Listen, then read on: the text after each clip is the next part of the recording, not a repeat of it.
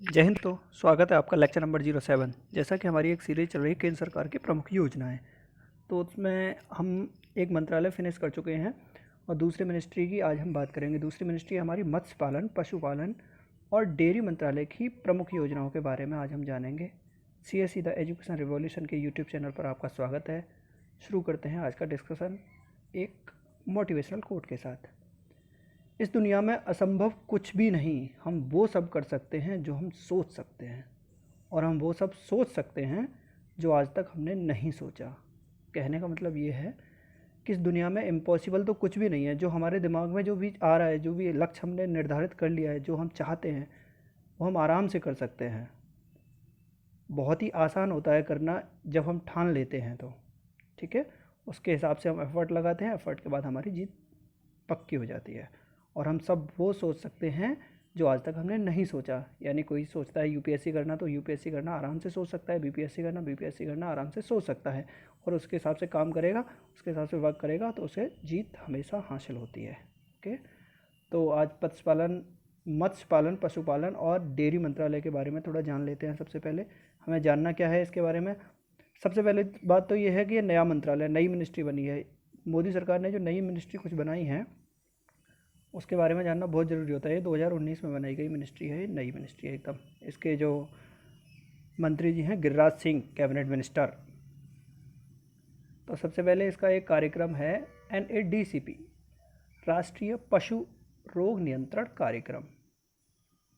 जैसा कि हमारा स्वरूप होता है, हमारा फॉर्मेट है एक तरह का। सबसे पहले हम कार्यक्रम या योजना के बारे में जानेंगे, इसका स्वरूप कैसा है, लागू कब हुआ है, उसका एम कैसा है, क्योंकि एग्ज़ाम में हमें इसी तरह से पूछा जाता है, तो उसी तरह से बढ़ना पड़ेगा।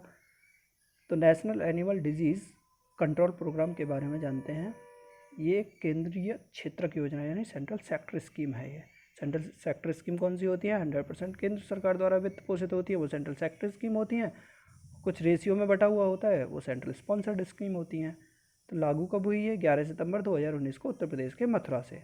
राष्ट्रीय पशु रोग नियंत्रण कार्यक्रम हमारा 11 सितंबर 2019 को यूपी के मथुरा से लागू हुआ था। हमें कहाँ से लागू हुआ था इसके बारे में ज़्यादा जानने की ज़रूरत नहीं है। अगर UPPSC के एग्ज़ाम की तैयारी कर रहे हैं तो हम जान भी लें, लेकिन क्रोनोलॉजी के हिसाब से हमें बस ये पता होना चाहिए कि 2019 में लागू हुई थी।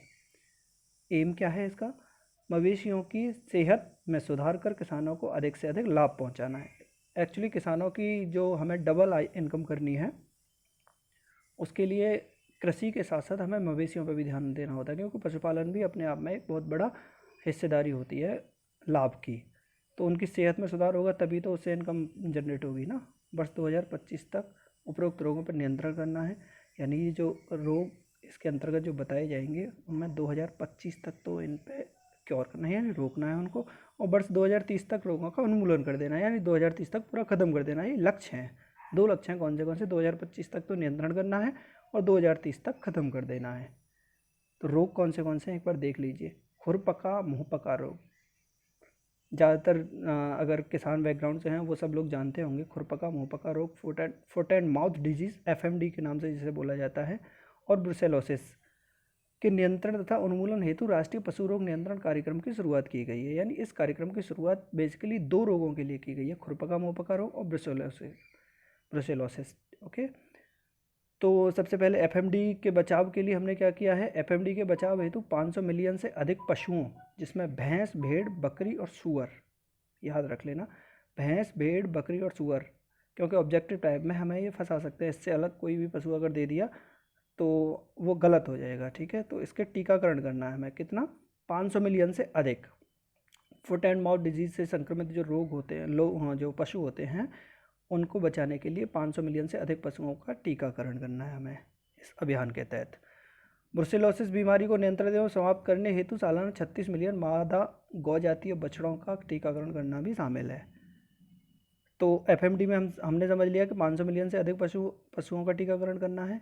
ऐसे ही ब्रुसेलोसिस बीमारी के लिए हमें 36 मिलियन मादा, यानी बॉबिन काफ्स जो होती है ना, जो मादा गौ जातीय बछड़े होते हैं, उनका टीकाकरण करना है हमें। तो थोड़ा थोड़ा इन बीमारियों के बारे में जान लेते हैं कि किस तरह की बीमारी होती है।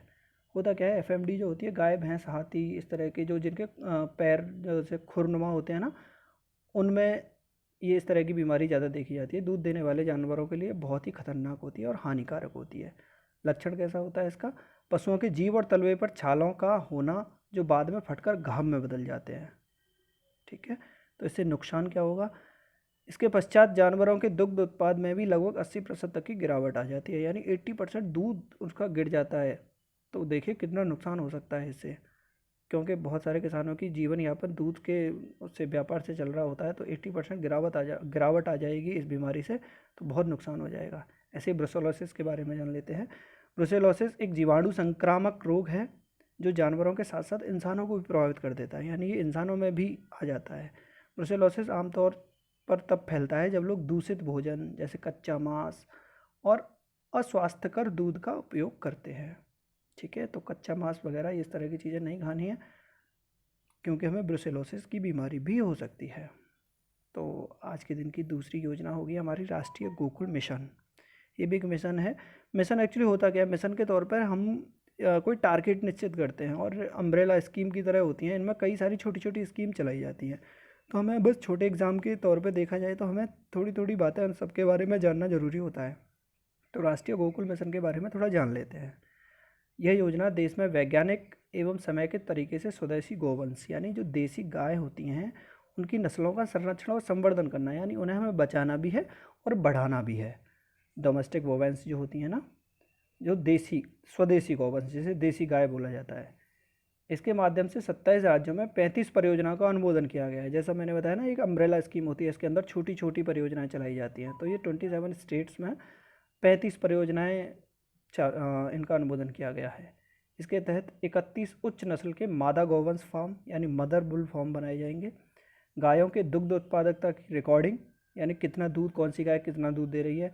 30,000 कृत्रिम गर्भाधान, टेक्नीशियनों को प्रशिक्षण, यानी जो टेक्नीशियन होते हैं जो कृत्रिम गर्भाधान कर सकते हैं उनका ट्रेनिंग हमें देनी है। साथ ही गौवंश के विशेष संरक्षण हेतु 14 गोकुल ग्राम बनाए जाएंगे। 14 गोकुल ग्राम बनाए जाएंगे, जिनमें गोकुल ग्राम ऐसे ग्राम होंगे जहाँ पे जो स्वदेशी गौवंश है उनकी नस्लों की संरक्षण और संवर्धन की वो शिक्षा दीक्षा दी जा सकेगी और उनमें काम किया जाएगा टारगेटेड। ठीक है, तो टोटल 14 हमें याद क्या क्या करना है? हमें ये याद करना है कि इसके तहत ओनली 14 गोकुल ग्राम बनाए जा रहे हैं और 35 परियोजनाएं इसके अंदर काम कर रही हैं। तो इसके अतिरिक्त राष्ट्रीय स्तर पर स्वदेशी नस्लों के विशेष संरक्षण हेतु 2 कामधेनु ब्रीडिंग सेंटर और 2 कामधेनु ब्रीडिंग सेंटर बनाए जा रहे हैं। उनका नाम है एक आंध्र प्रदेश में बनाया जा रहा है, एक एमपी में बनाया जा रहा है। मध्य प्रदेश और आंध्र प्रदेश में 2 कामधेनु सेंटर बनाए जा रहे हैं। अगर क्वेश्चन में पूछा जाता है कि निम्नलिखित में से कौन सी जगह पे कामधेनु सेंटर है, तो उसमें दे दिया आंध्र प्रदेश दे दिया, मध्य प्रदेश दे दिया, उत्तर प्रदेश दे दिया। तो गोकुल मिशन आपको पता है उत्तर प्रदेश से लागू हुआ था, तो आप कामधेनु सेंटर भी उत्तर प्रदेश लगा सकते हैं। लेकिन ट्रैप में फंसना नहीं है, कन्फ्यूज नहीं होना है। आंध्र प्रदेश और मध्य प्रदेश में स्थापित किए जा रहे हैं। ठीक है, इस मिशन से लगभग 7 करोड़ दुग्ध उत्पादक किसानों व 30 करोड़ गौवंश एवं भैंस वंश की उत्पादकता में सुधार की संभावना है। तो लगभग टोटल 7 करोड़ दुग्ध उत्पादकों को इससे लाभ मिलने वाला है। आज की डेट की अगली जो योजना होगी हमारी नीली क्रांति होगी, ब्लू रिवॉल्यूशन। तो जानते हैं इसके बारे में, योजना का स्वरूप ऐसा है। पहले जब नीली क्रांति शुरू हुई थी तो आपको पता होगा, नीली क्रांति हम बहुत दिनों से पढ़ते आ रहे हैं। तो पहले ये केंद्रीय क्षेत्र की योजना थी, यानी सेंट्रल सेक्टर स्कीम थी, लेकिन अब ये सेंट्रली स्पॉन्सर्ड स्कीम कर दी गई है। पहले इसका जो फंड पूरा देती थी वो केंद्र सरकार देती थी, लेकिन वर्तमान में क्या किया है, इसको रेशियो में बांट दिया गया है। अच्छा, इसके बारे में थोड़ा सा जानिए। नीली क्रांति जो पहली थी, जिसको हम ब्लू रिवॉल्यूशन के नाम से जानते हैं, वो 1985 में लागू हुई थी, लेकिन अब नीली क्रांति 2.0 के नाम से 2019 में लागू की गई है, लेटेस्ट है। एम क्या है? किसानों की आय दुगनी करने हेतु एक सहबद्ध कार्यक्रम के रूप में मछली तथा समुद्री उत्पादों को पकड़ने के कार्य को प्रोत्साहित करना है।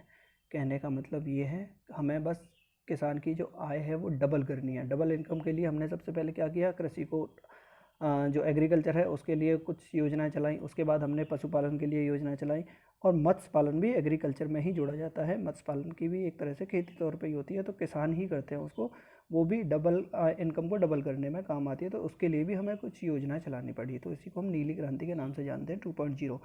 यानी ये भी एक अम्ब्रेला स्कीम है, इसके अंदर भी छोटी छोटी योजनाएँ चलाई जाएंगी। तो क्या है इसके बारे में थोड़ा पढ़िए। फिशरीज यानी मछली पालन का जो होता है, मछली पालन का उद्योग होता है, इसे फिशरीज बोलते हैं। फिशरीज के विकास एवं प्रबंधन पर केंद्रित है। इसमें अंतर्देशीय मछली पालन, समुद्री मत्स्य पालन, जिसमें गहरे समुद्र में मछली पकड़ना भी शामिल है, तथा राष्ट्रीय मत्स्य पालन विकास बोर्ड द्वारा की जा रही अन्य सभी गतिविधियां भी शामिल हैं। कहने का मतलब ये है कि समुद्री मत्स्य पालन और गहरे समुद्र में मछली कैसे पकड़नी है, और राष्ट्रीय मत्स्य पालन जो विकास बोर्ड है उसके द्वारा जितनी भी गतिविधियां हैं वो सब शामिल हैं इसमें नीली क्रांति 2.0 में। ओके, वर्ष 2020 तक निर्यात आय को 3 गुना करना है, जिसमें इस बात पर ध्यान दिया जाएगा कि इसका लाभ मछुआरों और मछली उत्पादकों तक पहुंचे। कहने का मतलब ये है कि 2020 अब तो नहीं हो पाएगा क्योंकि ये हुआ भी नहीं है, कोरोना का, ये कोविड-19 का जो काल चल रहा है इसकी वजह से हमें जो निर्यात थी, एक्सपोर्ट था, उसको ट्रिपल करना था। मछली पालन में मछुआरों को और मछली उत्पादकों को सीधा लाभ हो सकता था इससे, और मनरेगा से भी इसे जोड़ दिया है, क्योंकि हमारे जो कोई भी पॉलिसी होती है उसको हमें देखना होता है कि सीधा जनमानस यानी जो सबसे छोटे तबके का इंसान होता है उससे कैसे जुड़ती है कोई भी स्कीम। तो मनरेगा के तहत भी इसको दे दिया। मनरेगा के तहत सरकार ने कृषि तालाबों का विकास शुरू कर दिया है, जहाँ पर मत्स्य पालन कार्य हो रहा है। यानी जो एक तो समुद्र में मछली पालन होता है, समुद्र में तो मछली ऑलरेडी होती हैं, बाकी मछली पालन के लिए हमें उद्योग भी लगाने होते हैं, तो मनरेगा के तहत उसका काम हमें दे दिया गया है। मनरेगा के तहत सरकार क्या करेगी, कृषि तालाब खुदवाएगी, उसमें मछली पालन शुरू किया जाएगा। फिशरीज भारत की जीडीपी में लगभग 1% तथा कृषि जीडीपी में 5% का योगदान देते हैं। कहने का मतलब ये है कि भारत की जो टोटल जीडीपी है ना, उसमें फिशरीज़ का बहुत ही बड़ा योगदान होता है, 1% का, और देखा जाए तो बहुत बड़ा योगदान है। और हमारा जो जीडीपी, जो खेती की यानी कृषि की जो जीडीपी है, उसमें 5% का योगदान होता है। ठीक है, आई होप हमने 3 योजनाएं आज डिस्कस करी हैं, उसके बारे में थोड़ा थोड़ा हम अपने एग्ज़ाम के हिसाब से जान गए होंगे। अगर बार बार रिवाइज़ करेंगे तो ज़रूर हम बिल्कुल सही आंसर पर पहुंच सकेंगे। क्वेश्चन ऑफ द डे देखते हैं आज का। निम्नलिखित कथनों पर विचार करें। फर्स्ट वन कह रहा है, नीली क्रांति 2.0 योजना वर्तमान में 100% केंद्र द्वारा वित्त पोषित योजना है। दूसरा है, फिशरीज भारत की जीडीपी में लगभग 5% का और कृषि जीडीपी में 7% का योगदान करती है। गलत कथन का हमें चयन करना है। ऑप्शन ए कह रहा है केवल 1, ऑप्शन बी केवल 2, ऑप्शन सी 1 और 2 दोनों, ऑप्शन डी ना तो 1 ना ही 2। तो इसका आंसर बहुत ध्यान से देना है, गलत कथन का हमें चयन करना है इसमें। Thanks for watching, like share and subscribe the CSE education revolution YouTube channel. Okay, all the best for your future. Thank you.